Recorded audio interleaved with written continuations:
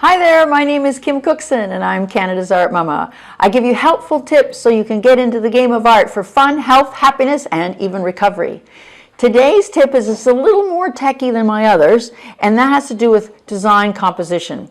Now, when you look at a painting or a drawing or anything on the wall, or even your balance around your house, there's a balance. There's a way of putting things on paper or distributing things within your house that has a flow. Well, art has the same thing. You need to have something that is aesthetically pleasing and there's a flow, and that has to do with design composition in your pictures. So there are several types. You can Google and research. I have books on it too, but I made it simple for you. You don't need to have all that technical stuff because you want to do art for fun, but you need to know, okay, what works and what doesn't work. Well, I always feel follow your heart because your natural sense of balance will work. Trust me. But there are some technical things. So this is a triangle design composition. Triangle meaning there's something high and low, and there's a triangle. You can see a triangle. This is very simple. See the church, how it's on the little hill here? Triangle. You can see that. And then there's three. The next three is flowing all over in isolation.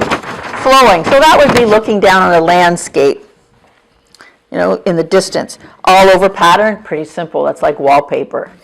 And then this one is isolation, where there's something really big and then really small, and they're isolated from one another, meaning one's bigger than the other and one's smaller than the other, but they're separate. And then the next one is flat triangle and contrast. So, by the way, I want to go back here. When I said isolation, the boat and then the water. So that's only one thing. So that's isolation. Got mixed up because I was thinking of contrast, sorry. And then the next one is the flat triangle. So it's flat, wide at the bottom, going to a point.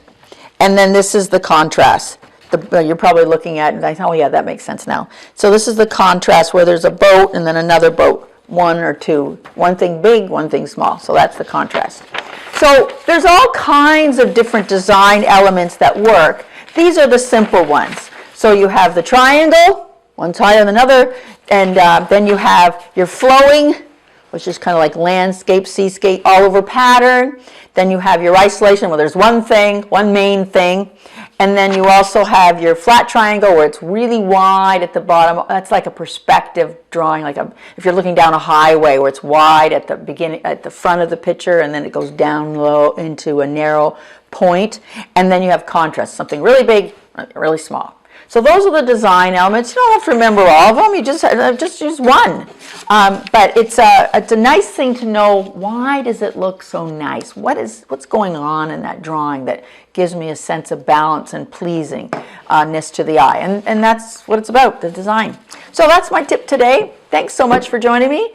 And like me on all my social media sites, please. Love to hear from you. That's Canada's Art Mama on Facebook, Art Mama on YouTube, Instagram, and what else? Twitter. Yep, great. Hope to hear from you. Take care. Thanks again. Bye-bye.